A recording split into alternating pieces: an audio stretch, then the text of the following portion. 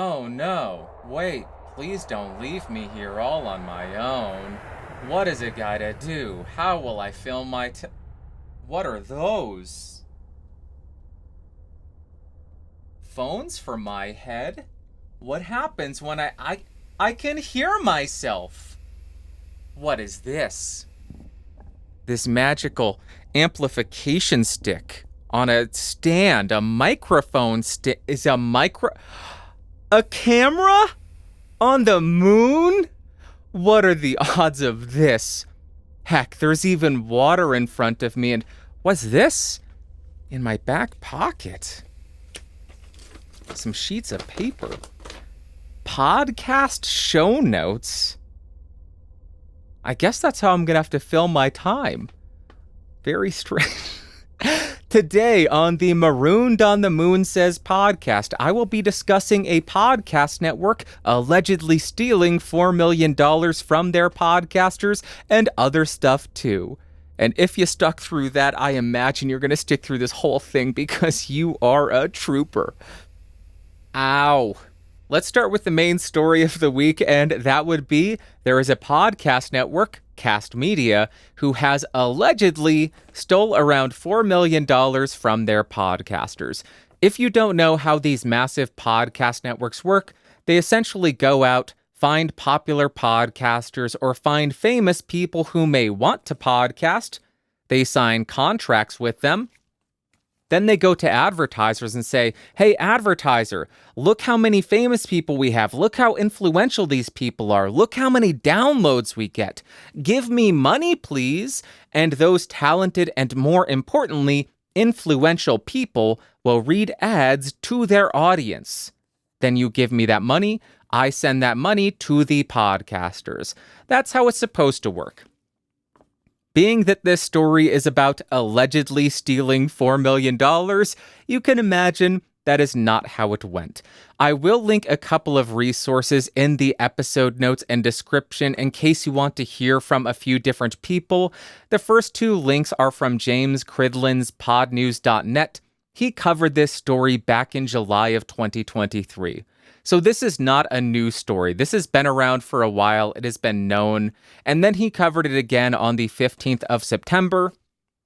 But the reason this blew up and became very important or very front of mind for people is CoffeeZilla made a video about it. And it was sent to me by Docky Reed. So I will link both of those resources in the episode notes and description. I highly recommend watching and listening to both of them. But I am going to do my best to give you a top-level summary of how I interpreted the story. There's a guy who starts a podcast network. I hear people talking about how much money is in podcasting. I want to start a network and make my buck off of podcasting. In order to do that, he needs to get talent. He needs to get podcasters to sign on to his podcast network. How do you do that? Monies, please. So he makes guarantees to those podcasters saying, I will give you X dollars every single month. That may work for a certain amount of time in a great economy when revenue is flowing like the rivers. Yeah, that's fine. But advertising slowed down. Podcasting revenue dried up. And because of that, he was allegedly unable to make those payments to those podcasters who he had guarantees with. So how does one remedy this? Do they go to the podcasters and say, look at this, the revenue is drying up, the revenue is 70% down, I can't make those guaranteed payments to you every single month, we need to renegotiate? No, that's a coward's way out. You go out and seek new talent, more popular talent, and make them guarantees as well. Starting to sound like a pyramid scheme a little bit, I think. So that is how that worked. I can't make guarantees to the current talent, so I will find new, more popular people, make them guarantees, then sell ads on their shows, so increasing the number of ads that we're selling, which should increase revenue, and then I can take that revenue to pay the people that I already owe money to. That's how that went. And then Podcast One, apparently they are not associated with Kast Media or the CEO of the company, but they made offers to pay all the unpaid earnings to those podcasters if they signed a contract with Podcast One. Apparently, they were just trying to be nice. I don't know much about that, but that's about it. These podcasters are owed about $4 million, and they aren't going to get it. It doesn't seem like they are going to get it. That was a very simplified version, a simplified top-level breakdown of how this went. Go watch the full video from CoffeeZillo and the podnews.net episodes. One quick note. This will not be the last story we hear about this, where podcasters are owed money and they do not get paid by their podcast network. The reason I'm saying that, here is a clip from podnews.net. Now, the CoffeeZilla video alleges that minimum guarantees were made to creators by Kast Media that became unsustainable. Similar minimum guarantees have been made and then cancelled by Audio Boom and Audacy's agreement with APM. A Tenderfoot TV agreement with Cadence 13 is the subject of legal action currently, and we're aware of at least one further podcast network who is not paying creators on time. There you go. So James Cridlin of podnews.net knows of at least one more podcast network who is not paying their content creators. So expect another story to be coming out sometime in the future where a bunch of podcasters say, we are owed millions of dollars. Give us our millions of dollars. And then you have somebody saying, whoops, whoopsie doopsie, I spent it all. Whoopsie doopsie, I bought a new house. What was that voice? I don't know. What do I think you can do to avoid this? Keep in mind, I am an independent podcaster who doesn't make any money on this, and I am kind of a dope, so I don't know what I'm talking about. I want to start by saying I hope all of the podcasters who are owed money by Kast Media and by whatever the other company not paying their podcasters is, I hope they get the money that they are owed. That's the first thing I want to say. Number one, always read the fine print. It's easier said than done. Get a lawyer, get a contract reading guy, and have them read through it. It's always a good idea. Number two, remember, if things are too good to be true, chances are they are too good to be true. If somebody says, hey, make a podcast for me, I will pay you $1 million every single month. I will pay you $300,000 every single month. If that seems too good to be true, if you are not pulling in that much money via advertising prior to signing with them, question, how are they doing that? Is it too good to be true? Is it real? Are they lying to me? Am I going to get that money? Number three, this is less podcasting advice, this is less contract advice, and this is more just general life advice. Avoid lifestyle creep and live below your means. And this is more geared towards the CEOs of all of these companies because this is happening in podcasting. And this just happened in the watch area. A gray market dealer would sell people's watches.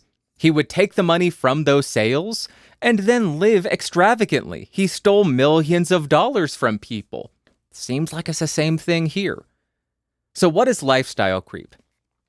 You may live a life with a budget of $2,500. You pay $1,000 for rent.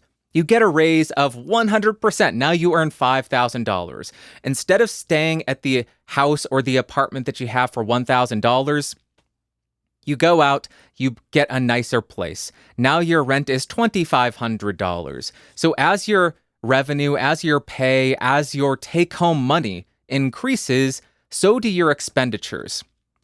That's a very easy way to make sure that you are always living paycheck to paycheck.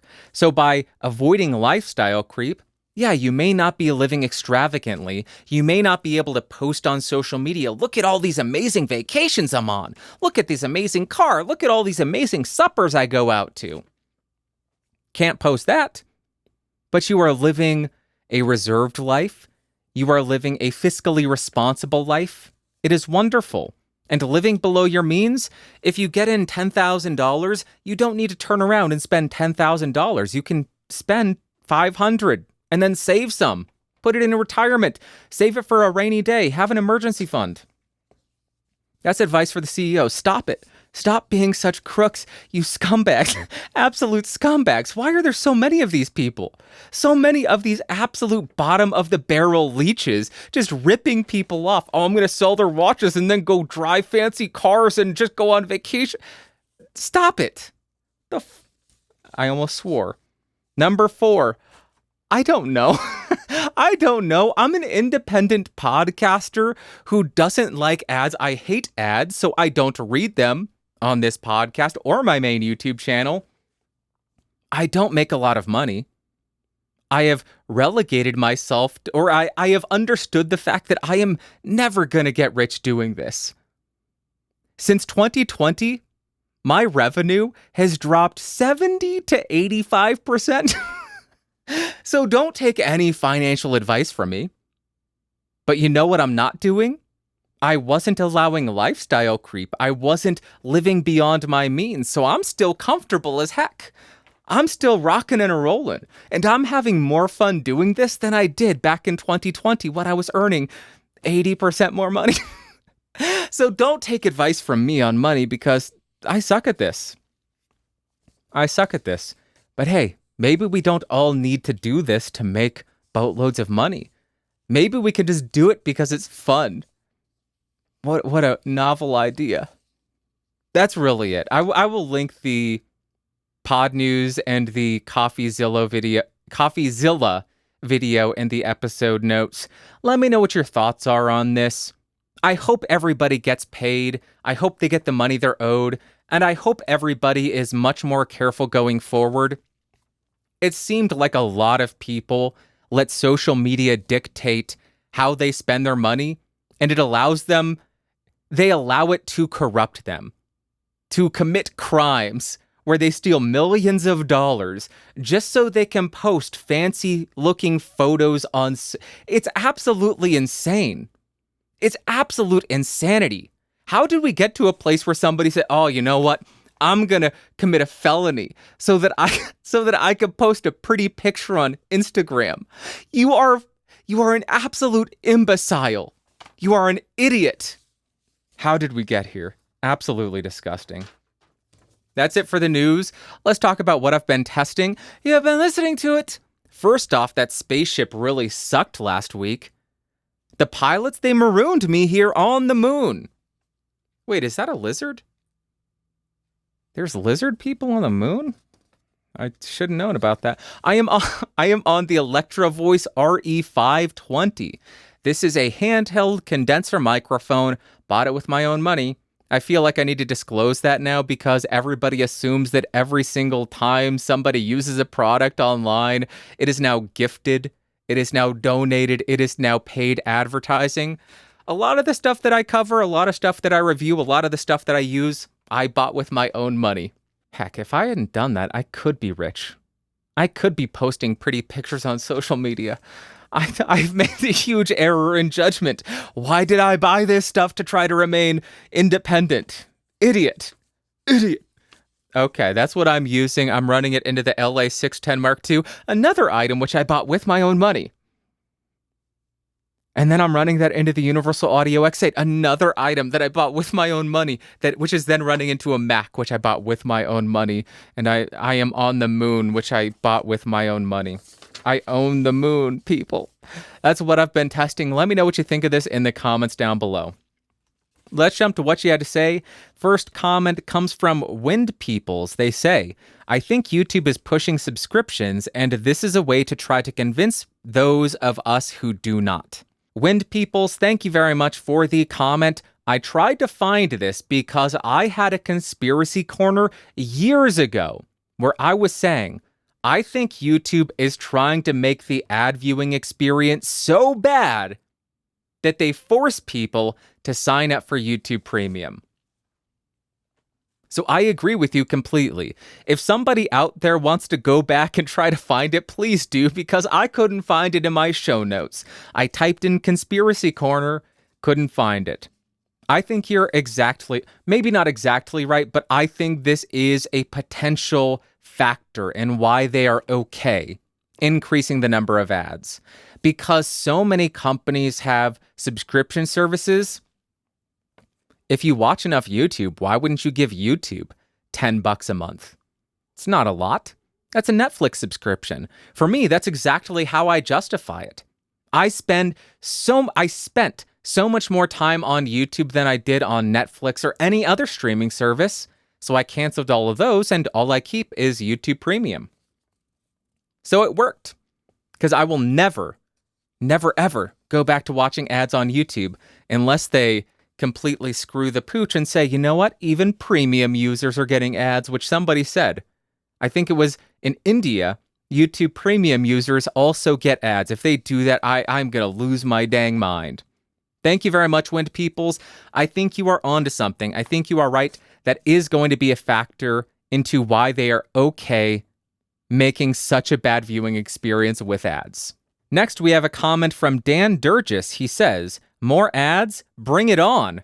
Most of us will sit through a 3-hour football game with about half of that commercials with no problem, just so long as we don't run out of beer and donuts. Dan, thank you very much for the comment. I really do appreciate it. I think you're kind of right, but at the same time, there are vastly different expectations for advertisements on traditional television and online video. People seem to be okay with 8 minutes of unskippable ads every 30 minutes on traditional over-the-air TV. But if you have a 30-second unskippable ad on an online video, people will lose their mind. I'm a perfect example of that. I used to watch television. I used to watch football, where there is 15 minutes of action for a 3-hour game, and during that 3-hour broadcast, there is an hour and a half of ads. I was fine with that. But on Facebook, I went to watch a video. They hook you with the first 5 minutes, and then right before a big reveal, they force a 30-second unskippable ad. That made me so angry that I rage quit Facebook, and I made sure I wasn't going to do any kind of mid-roll ads on my videos. Made me so angry, I shut off mid-roll ads. So although I think theoretically, people should be okay with unskippable ads on online video, because in the past, yes, we have been okay with significantly more ads in the broadcast TV realm. We get 8 minutes of ads for 22 minutes of content. Try doing that in online video. Here's a 22-minute video, but here is 8 minutes of unskippable ads. It's never going to fly. That would not fly. So although I understand why you're saying that, bring it on! We've dealt with this before. The appeal of online video was, first off, you're watching exactly what you want to watch when you want to watch it, but also you didn't have the same terrible ad viewing experience as you did on traditional media. So although I understand, I disagree. Thank you very much. Next, we have a comment from Sound Speeds. He says, Bandrew, did I hear correctly that you addressed the concerns of your bearded content creator viewer without even mentioning treating his bathroom to reduce room reflections? Also, the only USB shotgun mics I'm aware of are video mics like the Rode NTG and Deity VMic D3 Pro, but I think a dual recording system would serve him better. Alan, thank you very much for the comment, and thank you for calling me out. Yes, I should have recommended treating the room or having some kind of temporary baffles. When I think of sound treatment, I think of more permanent applications. And when I think of a bathroom, what do I think of? Moisture, because there's showers in bathrooms. I may be crazy here, but I can't imagine a massive piece of cloth, absorbent cloth, hanging permanently on a wall, because that just seems like that would mold and rot and be a horrible thing to have. But yes, temporary solutions could have been recommended, and I do have a video demonstrating that a bit later. Thank you for calling me out and offering some input here on some USB shotgun mics, as well as, hey, Bandrew, quit being an idiot and recommend some treatment.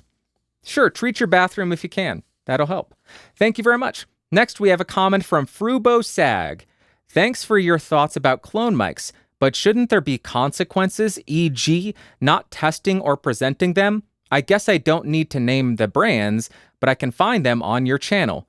Good or bad then? To be honest, I am not super sure how to think about it. Frubo, thank you very much for the comment. That is a great question and an even better criticism. If I really have such negative views of clone microphones, especially clones that are obviously trying to trick the consumer, why have I covered some of that gear in the past? Reason one is not going to be an answer you want to hear, but it is completely truthful. Morbid curiosity.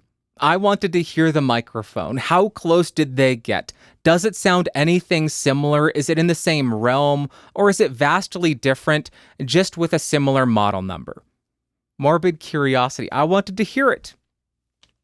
Reason two, I think covering that gear in videos and including comparisons can provide a service and kind of remove that illusion.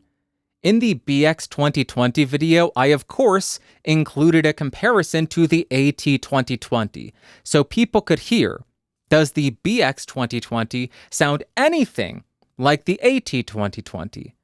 And by hearing them side by side, they can determine, I like the AT 2020, I can't get that from the BX 2020, so I will buy the AT 2020. So by including that comparison, it removes the illusion and people understand what you're actually getting in that clone. You're getting a sound that does not sound like the microphone that they are associating it with. It sounds vastly different. Reason number three, if you watch my videos covering that gear like the BX 2020, I wasn't friendly to the brand. I was extremely critical of Behringer for making such a confusing model number.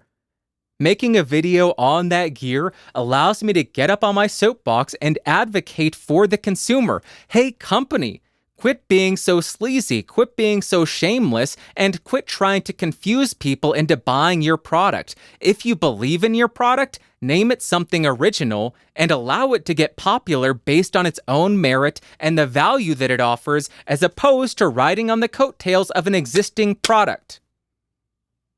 That is why I have covered the gear, even though I dislike most of it. Thank you very much for the question, and thank you for pushing back.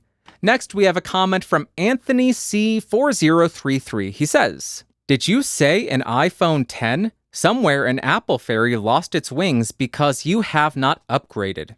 Anthony, thank you very much for the comment. You did hear me correctly. I am still using an iPhone 10. I got this in 2017, so 6 years of use. I would say that's pretty good value for money. I did replace the battery once. If Apple would still replace the battery, I would keep it because it's still functioning fine for me. But as it stands, this battery will last a couple of hours and that's it. So I did finally upgrade. It was so hard to do it though. It was so hard to spend the money. It was so hard because it's so much money. I almost thought, I'm just going to leave this plugged in forever. It'll be a landline. I don't need a cell phone. It'll be my landline. That's it. I'm not going to spend this much money on a heckin' phone. It was so difficult. Maybe I'm becoming too cheap. I don't know. But I was ready to just lose a cell phone. Not have a cell phone and have a landline. But I upgraded. I'll report back once I get it. iPhone 15 Pro.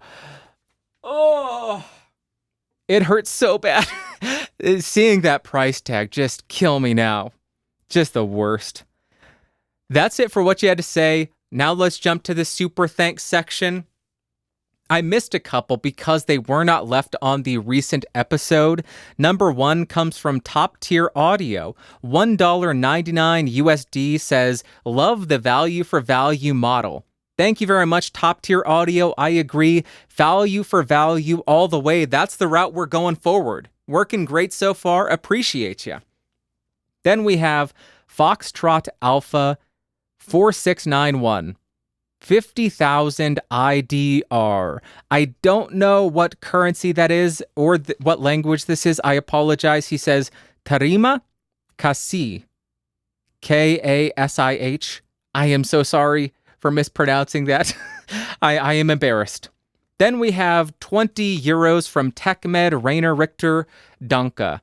Donka Rainer, thank you so much for being the benefactor, the exclusive rock and roll man of the hour. Thank you so much, Rainer. Your continued support really means the world to me. I am such an idiot. I made these so small. This is impossible for me to read. Beards, Blades, and Hair from last week. He says, 5 USD. So basically, I'm screwed, lol. I really appreciate you taking the time to walk through a few mics to try to answer me. I'll just end up picking up the SEV7 because I need a podcast mic anyway, and the Zeal sound kind of sucks for that too. Beards, Blades, and Hair, you are not screwed. You got a lot of feedback, people recommending treating the room, and I also got some feedback saying, hey, Bandrew, idiot, liar. You know there are USB shotgun microphones, so I looked on my shelf and I had one. I had one and I wasn't aware of it. So this is the last time I'm recording in my bathroom ever. I don't like doing it, but I recorded a sample in my bathroom. Hopefully this clears things up and provides a bit of additional context. And I can't believe I just said, I'm disgusted with myself. Take it away, past Bandrew. This is a follow-up to last week's question about a USB shotgun microphone. I said that I wasn't aware of any, and I wasn't, but it was quickly pointed out to me that there are some, and I just so happen to have one, so I thought I would do a follow-up and include a sample of that. Right now, I'm about 3 feet away from my phone, the iPhone 10. Yes, still using that. This is the internal microphone, and let me switch to the USB mic.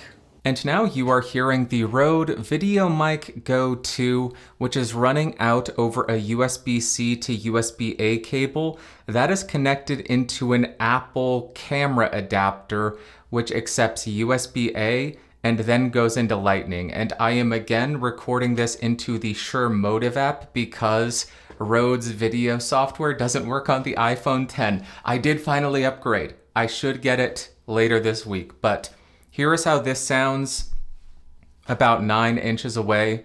Just a quick sample to say, yeah, I said I wasn't aware of any. I wasn't, but it was brought to my attention that one exists, and I could provide a sample to you so you can determine if this is acceptable to you. But something that was also pointed out here, I'll just back up a little bit as my AC turns on. If you have the ability to, treat your room.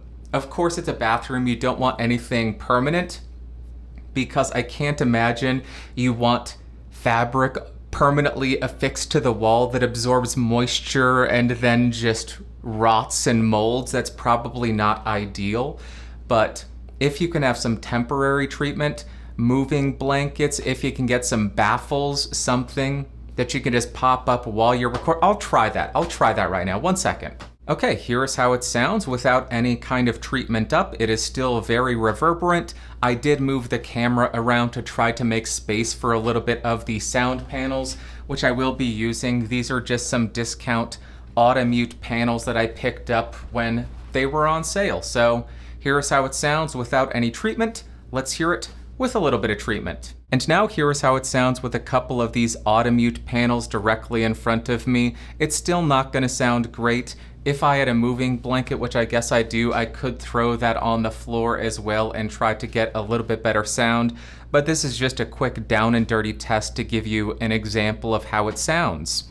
Okay, I hope that was helpful. I just wanted to provide an update because new information has come to light, and I didn't want to leave you hanging feeling hopeless, so super duper. I'm done filming in my bathroom, hopefully forever. And finally, we have 10 USD from MEI Studio New York. He says, your insight and willingness to share stats and behind the curtain looks into YouTubing, is that a term, is greatly appreciated. MEI, thank you very much for the 10 US dollars. I appreciate you. Yes, YouTubing is a term. I believe that would be a verb. The act of creating YouTube videos. If that is not in Merriam-Webster, please feel free to add that to the next edition of your dictionary, and feel free to quote me and link to the Bandrew Says podcast as the generator of that perfect and succinct definition. The act of creating videos that are published on YouTube. As far as the analytics and the behind the scenes, behind the curtains look, I'm more than happy to do it. I mentioned a couple weeks ago as I punched the microphone stand, which is still very weird that it's on the moon. Don't know how this got here. But I mentioned a couple of weeks ago, I wouldn't look at the analytics or dive into most of this unless people found it interesting and unless I did this show, because I find it to have a net negative impact on my mind if I am not gaining value out of it. And just looking and stressing over stats and analytics has a negative impact on me. But when I'm able to shift my perspective on the analytics, shift my perspective on the behind the curtain stuff, I get value out of it because it forces me to look at it from a different point of view. I'm no longer thinking, oh, jeez, oh, God, oh, it's down another 10%. Oh, God, how am I going to survive if the revenue keeps going down? Oh, no, views are down too. Oh, God, oh, no, subs are down. What am I going to do to fix this? Oh, jeez, I hope somebody maroons me on the moon so I die. Oh, this is the worst. Instead of doing that, which is actually surprisingly accurate, instead of doing that, I think, okay, well, how can we extrapolate this information and try to make it useful for more people? What is the underlying issue here? Is it something that I'm doing? Is it a market-wide issue? And how can I convey that in a way that might help somebody else? And I'd like to think that, in turn, that helps me become better. Or maybe I'm just coping. I don't know. I don't really focus on improving my channels anymore. I just don't care. I relegated myself to this is a hobby and this is fun. So I stopped caring. Who cares? Down in flames, dude. Hang 10. Let's have some fun. Down in flames. That's it. That is it for this episode. Maybe the ship will come back sometime and pick me up. Who knows? Hopefully you like this microphone running into the LA610 Mark II, and I'm done.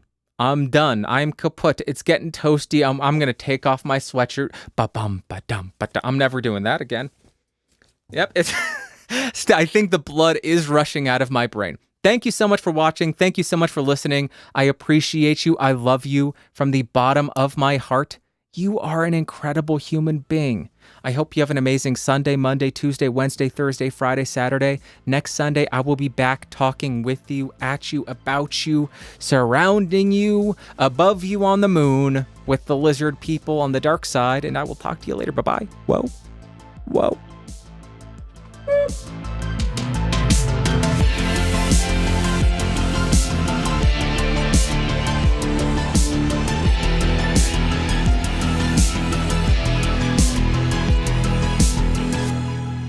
This has been a Geeks Rising production.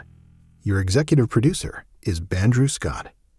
For more information, head over to www.geeksrising.com.